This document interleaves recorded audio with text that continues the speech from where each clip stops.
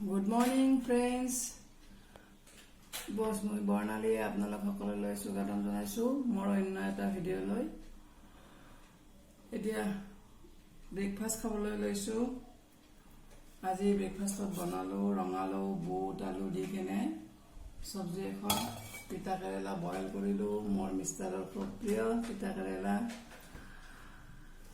এতিয়া মই আপোনালোকক আজি এটা ৰেচিপি বনাই দেখাম। সেইটো হল আপোনাৰ মাটিমাহৰ দালি আৰু চিৰা। মাটিমাহৰ দালি মই ভালকৈ ভিজাই থৈ কিনে আপোনালোকৰ 2-4 ঘণ্টা ভিজাই থৈ কিনে ভালকৈ বাকলিটো গুচাই লৈছোঁ। একদম গুচাই লৈ তাত চিৰা, পাতল চিৰাটো ধুই কিনে দুটা সমান পৰিমাণৰ এবাটি লৈ কিনে মিক্স কৰি কিনে মই পিচি লৈছোঁ। এতিয়া বেকিং পাউডাৰ দি কিনে মই অলপ সানি থৈ দিছোঁ। এইটো মই বনাম এটা মিঠাই, তো আপোনালোককো দেখাম, তো চাই থাকক মোৰ ভিডিঅ'টো। হাই ফ্ৰেণ্ডছ, মই এতিয়া আপোনালোকক এই মিঠাইটো বনাই দেখাবলৈ ওলাইছোঁ। ইয়াৰ কাৰণে মই পানী লৈছোঁ, এইটো কাপেদি 1.5 কাপ, আৰু ইয়াতে মই এইটো কাপেদি 1 কাপ চেনি দিম। এই চামুচখনেদি 5 চামুচমান দিলে কাপটো দি 1 কাপ হৈ যাব। মই এইটো আন্দাজমতে দিছোঁ। চাটনিটো এতিয়া বনাই ল'ম। চাটনিটো হয় মানে মই এইফালে দালিৰ গুড়া খুলি গুচাই দিছোঁ। এতিয়া মই চাটনিটো বনাই ল'ম। ইয়াৰ পিছতে মই এইফালে এটা কেৰাহী উঠাই দিছোঁ। এই কেৰাহীটোত মই ৰিফাইন অইল দি দিছোঁ। এইটো গৰম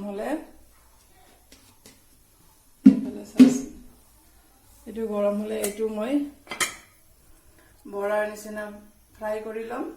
ফ্ৰাই কৰি লৈ কিনে এইটো চাটনিত ডুবাই থৈ দিম। এইটো অলপ বেছি সময় থাকিলে ভাল। চাটনিটো ডুবাই বেছি ৰসটো ভিতৰলৈকে সোমাই যাব লাগে, তেতিয়া খাই বেছি টেষ্টি লাগে। এতিয়া তো চাই থাকক আপোনালোকে। এতিয়া চাওঁ মোৰ কেৰাহীটো তেলখিনি গৰম হৈ গৈছে। এতিয়া এইটো বৰা নিচিনা এইটো দি দিম।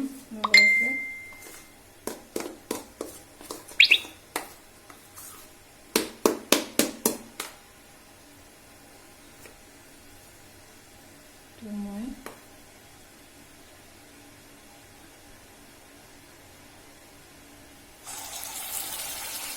অলপমান গেছটো ধিমাই লৈছোঁ।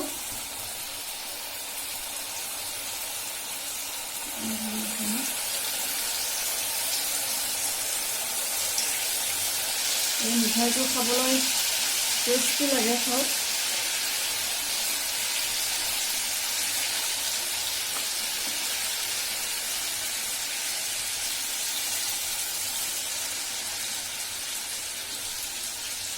মই এতিয়া এইখিনি ফ্ৰাই কৰি ল'ম অলপ ৰংচোৱা হোৱালৈকে।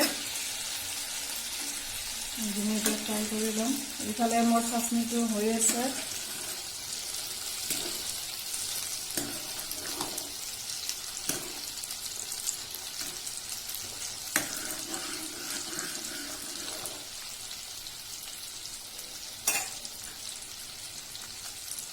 দেখিছেনে আপোনালোকে? এইটো ৰংচোৱা হৈ গৈছে, আপোনাৰ ফুলি ফুলি আহিছে ধুনীয়া কৰি। এতিয়া মই এইটো নমাই থৈ দিম। এতিয়া এইফালে মোৰ চাটনিটো ৰেডি হৈ গৈছে। চাটনিটো মই ঢাকি থৈ দিছোঁ। এতিয়া মই 2টা ইলাচি দি দিছোঁ, ধুনীয়া চেণ্টটো ওলাবৰ কাৰণে। ইলাচি 2টা দি দিছোঁ আমি। এতিয়া এইখিনি কাঢ়ি লৈ মই এইটো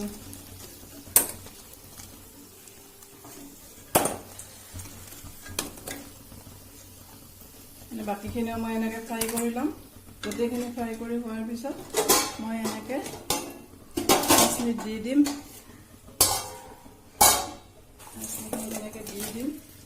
এনেকৈ এনেকৈ